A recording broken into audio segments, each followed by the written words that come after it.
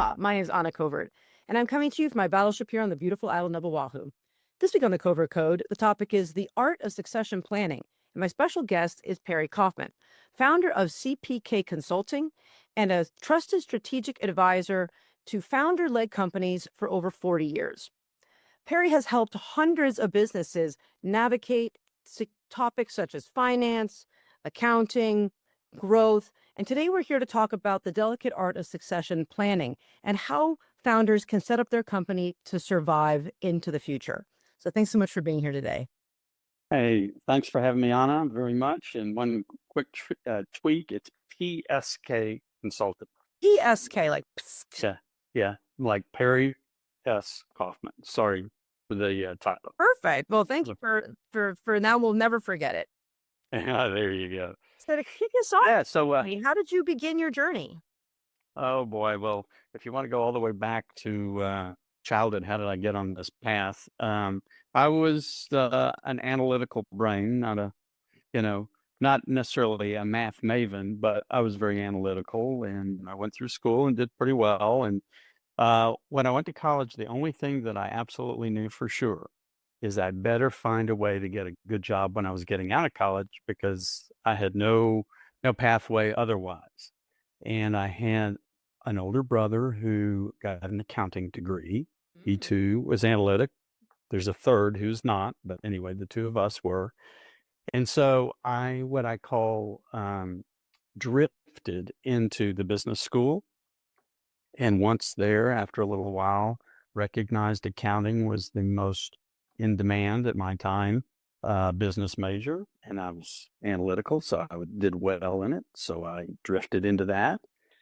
And then when I was graduating, the biggest accounting firms in the world were interviewing on campus, and 3 of them offered me a job. Wow. A job, so I couldn't turn that down. So I started in public accounting, and I had a long run in public accounting, very successful. But about halfway through my career, even though I was analytical and can do a lot of accounting and tax tax was even my specialty, I didn't love it. Okay, it wasn't. You lose your passion for some of that. At least I did for that type of thing. And what I realized was my key to success was thought I had really good people skills.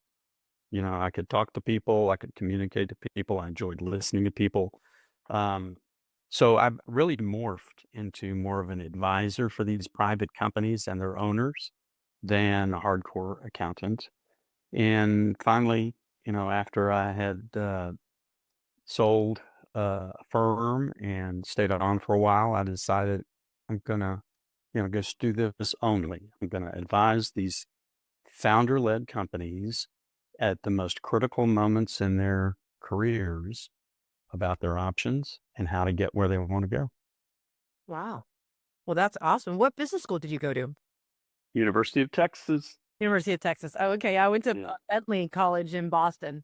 So I was a major, and it was funny when you said that I had a flashback because I did marketing. This is 25 years ago, right? Yeah. Back then, it was, Bentley was trying to convince me that it wasn't a serious degree and like that I should do finance or accounting. And what was this marketing like? What is this? Yeah. But I tried. So I tried to do a minor. I really liked economics, so I tried to do a minor in economics, and it was the only class I ever dropped out of because the second class was like graphs and supply, and it was too much math for me, and I'm like, oh, I think I'm good with the marketing. I'll stay over there, marketing and Hey, Anna, you and I would be a great team, opposite sides of the brain, right? Great. That's right. So when you first, what kind of is your ideal customer? What kind of founder do you specialize in a different type of industry or is all industries? Who's your sweet spot? Well, yeah, so really I'm industry agnostic because the things I focus on are broad-based business issues, but I do have a concentration in commercial real estate.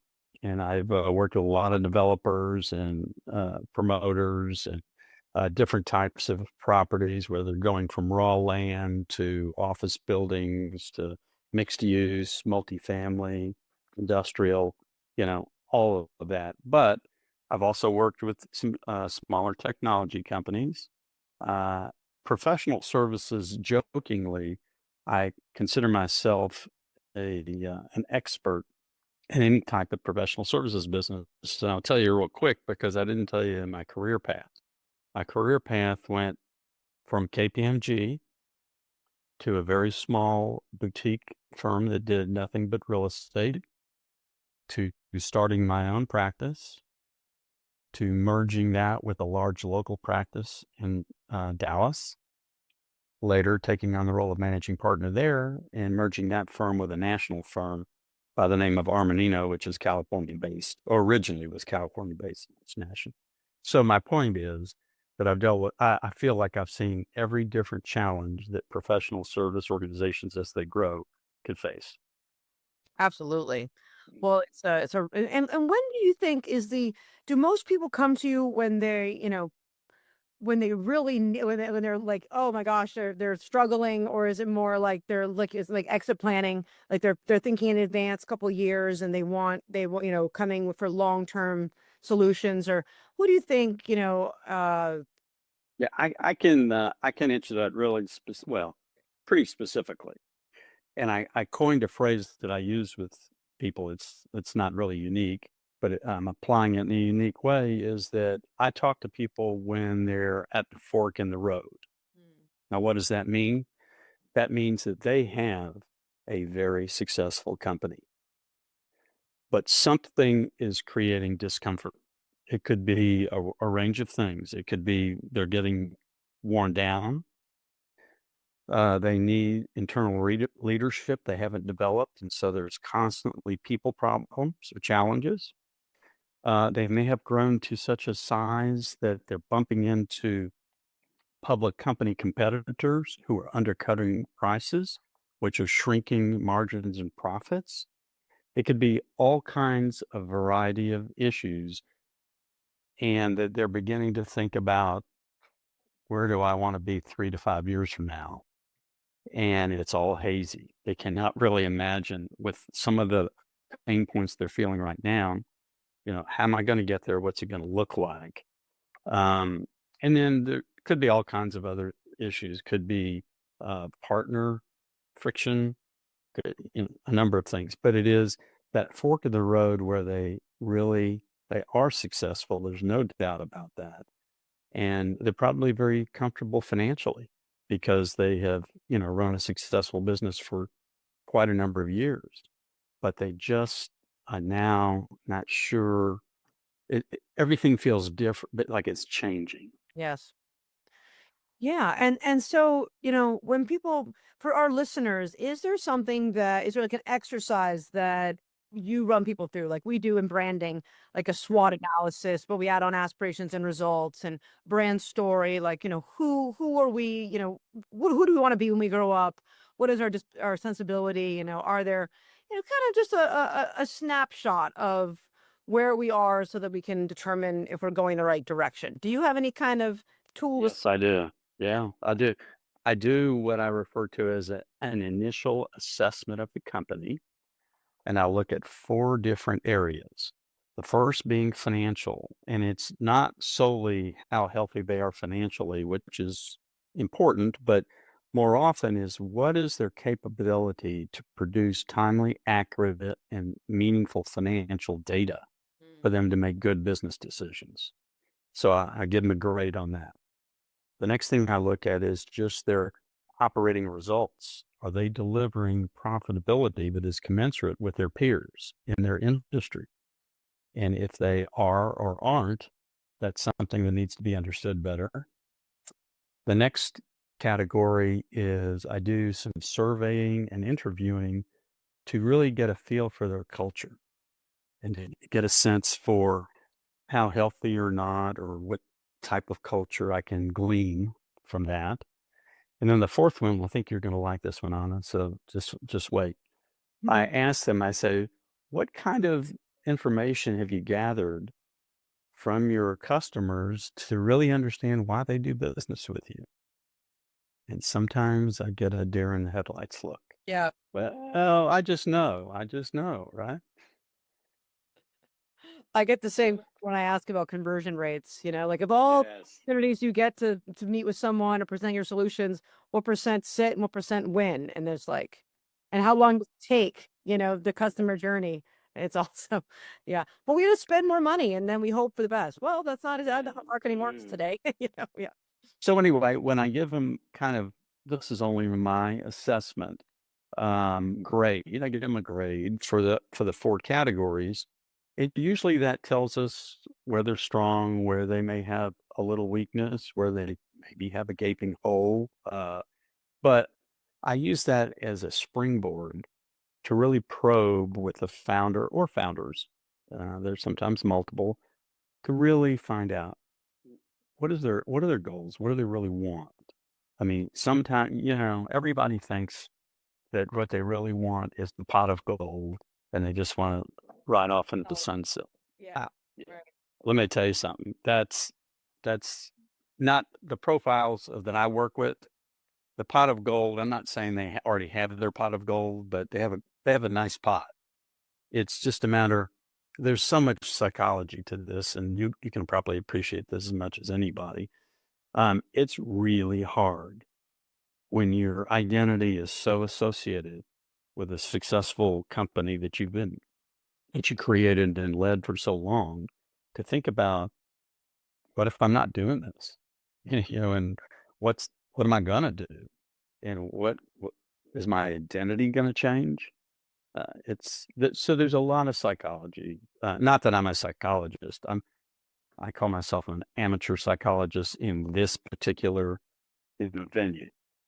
So would you consider yourself more of like a coach than a consultant? Like, I can be at times. Um, yes, I mean, at times there is some of that, uh, but that's not my end game because, uh, honestly, there are better coaches out there if they were if they want to bring somebody in and help them continue on the success path, and coaching is really what they need. I can help some, but I'm not the best at that. so you're really looking at, once you have this information, are there certain tools you're using to get a competitive assessment of what are the competitors doing? Are there big changes happening, seismic shifts, like where that could impact them that they may be blind to? Yeah, so I'm a huge believer in a concept. The acronym is VUCA. Have you heard of it? VUCA. No. It was developed by the military in the 1990s, I'm told, and Harvard really grabbed it. It stands for volatile, uncertain, complex, and ambiguous. Ooh. And that is the world we live in, but even acutely the business world that we live in. So I talked to them about the speed of change. And yes, technology is the easiest thing to say, but there are a lot of other things that are changing rapidly, cultural, uh, and profiles for your people that you work with. There's just so many things that are changing at a rapid speed. So I really bring that discussion to them and ask them to tell me, what do you see that is changing rapidly? And technology is always at the top, and leadership is at the top. Mm-hmm. And so here's a dynamic that I see frequently. So I've founded this company 20 years ago. It's very successful for the last 8, maybe 10 years. It's been very lucrative for me. Um, and it just feels like things are changing. And sometimes this conversation happens. Okay, well, what do where is your technology on the scale of, currently competitive, usually a bit behind? And if you get hit by a bus, what team is taking over or who's stepping up? How's that going to work? And oftentimes it evolves to a conversation where they have 2 major investments they need to make: technology update, talent, attraction, retention. Yes. And those are often big dollars and risks. And that's when they start thinking, do I really have the energy and really want to go through that and take that risk and go to that higher level? And that's where sometimes they begin to veer towards getting ready to monetize. And I have no dog in the fight. I'm not trying to steer them one way or the other, but I do emphasize that doing nothing oftentimes is your biggest risk. Yes, I agree. Yeah, I mean, and I think that another thing that you really said that really calls out to me, because I do a lot of technology transformation. And Yeah. while, a lot of, I mean, in big companies, I do it for Fortune 500 companies, the average company, big company, is using 100 pieces of software. That means they have subscriptions, they have users, they're being all charged the same. People are not even managing the users. I mean, within 3 weeks, I can save people like $1 million or more. Yeah. You know, Yeah. just by saying these are redundancies, these are not being used. Like, is this meeting compliance? And then just scraping away and whittle down. So a lot of times, while it feels expensive, actually going through a technology transformation should have immediate savings. Well, yeah, some immediate, and then hopefully recurring. So, Yeah, I mean, and then you start to find out like, well, who is actually doing what, right? Because when you start to really dive under, it's, oh, well, Cheryl's supposed to be doing that. Well, Cheryl hasn't logged into this program in 3 months. that's So, oh wait, Cheryl doesn't work for us anymore. Okay, that's even worse. Yeah. that happens all the time. Oh no. Yeah, Yeah. that's true. But that's one of the things is that, risk aversion, aversion, when you get, that far in and been successful, do I want to put that many more chips back, on the table?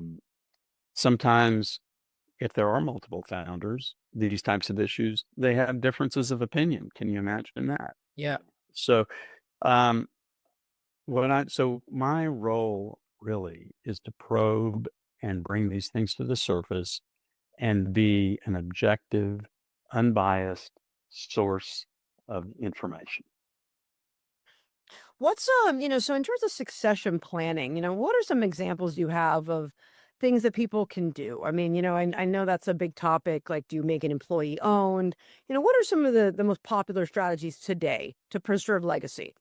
Well, to preserve legacy. Well, Well, succession in general. I mean, I guess, yeah. Well, here's what I do most often. Really, there are, three options I'd see in kind of flavors, let's say. The first one is if you have internal people that you believe in, and it's usually a team. There needs to be what I call an operations leadership team that can really take over operations. Maybe you, founder, can step into a board chair role, really think about strategy, be a resource when needed, but try to stay out of the operational fray, and just oversee and chart your vision for the longer term perpetuity of the organization. The issue there is, do you really have that leadership team behind you?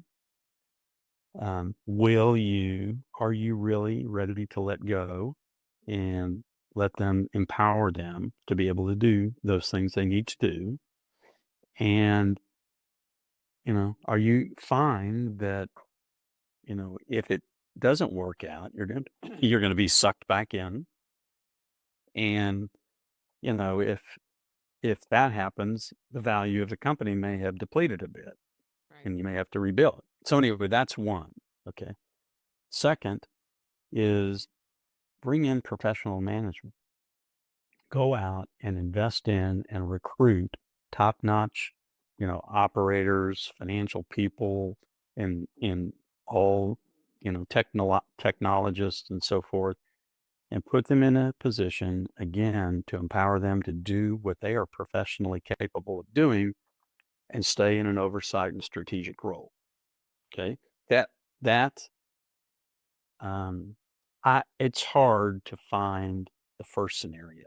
I'm working on one now, and they're convinced they have it, and time will tell. Um, and the second is a little bit better because these professional management level people have a track record. You're going to do your due diligence before you bring them in because they're a big investment, and they're going to have to be incented in some way, likely some type of equity program, and that can make things work well. And then the third is monetize. And in monetize, there's really two paths there. There's the private equity or a strategic buyer. And I think private equity can be a really good option, but there's so many intangibles that have to be right. It's not just the money. They have to respect and want your historical and industry knowledge and be heard for the future decision making. And, they have to at least listen to you about your opinions based upon your experience, even though they may choose to do other things. Um, but the difference with that is you have what we call chips off the table. If PE messes it up, and I've seen that, but a number of times, you got your money. Right. Yeah. So, Well, so I guess is there any what should founders start thinking about as a first step in, if they're thinking about it today, like what's the first step in finding the right future, attracting the right future? yeah, I think that the way I like to start the conversation is, what does the company look like 3 to 5 years from now? What's the same? What's different? What how's it performing as compared to today? And once they tell me that, maybe they tell me, "Oh, we'll be 50% larger." I don't know what they'll say, but I listen to them and I begin to probe questions. Oh, okay, you're going to continue to grow at that pace. Um, what's the competitive landscape look like? How big is the marketplace? How big is your reach geographically? Um, is that viable? What's the path to get there? And pull out of them, do they have another 5 or 10 years of run in them? Because it's not going to be easier than from ground zero. It's almost like, it's not like a startup per se, but the effort level is probably similar. Yeah, like the momentum and velocity talk. Like you have to, Yes, yes, double. Like, could you have enough inertia to get the ball to the next level, right? exactly. And Yeah. so, um, and I also, I just try to paint the picture for them. And sometimes when you have these types of conversations, I'm sure you've seen it in your field, is it there's some body language to read. There's some, um, you know, confidence level in the responses that tell you something. And so it's oftentimes multiple conversations. What's a body language tip you can share with our listeners on how to know if someone's they're just like this is good news or not good news, but is there certain things you look for? I don't. I do it intuitively, Hmm. but if I try to articulate it, sometimes you can catch facial expressions. Sometimes you can detect change in tone and delivery of their comments. Um, sometimes you see some fidgety type of body movement, but I think most of it is facial expression and hesitancy in their responses. Yeah, one that I learned a long time ago, but then after COVID, when we started doing Zoom, it wasn't easy to use, was the feet. you know. So if you're with someone, Yeah. where their feet are pointed is a reference. So if someone's feet are pointed like out, like we're sitting together, my feet should be, Yeah. but if they start to veer to one direction, that means they're ready to leave. Oh, okay. Subconscious. People start to when they start to shift their where they're gonna go, right? Their angle. Their angle. But then when you do, it's hard to tell when you're zooming. Right? That's exactly When you need like a second camera, like can we put a camera on you? That's on your feet. Yeah. But how about working with different cultures? Is there anything, mostly you work with people here in America, and as we become more global, there's a lot of nuances with different leaders. It's interesting. As I said early in this conversation, I was told historically, and so I've adopted the fact that I have pretty good people skills, and it seems to be the case. I don't have a particular read on people's culture, although I probably react to it. Like sometimes, I'm trying to think of a good example. Sometimes you'll deal with uh, a group or a person's cultural background that is very formal, and you want to replicate that. And Yeah, but replication. I haven't. Yeah. Yeah. But I have, and maybe I think I just do that intuitively. Like, uh, I'm not currently dressed formally for this, but sometimes you need to know how to present yourself as well. And if they're more formal, you need to match that.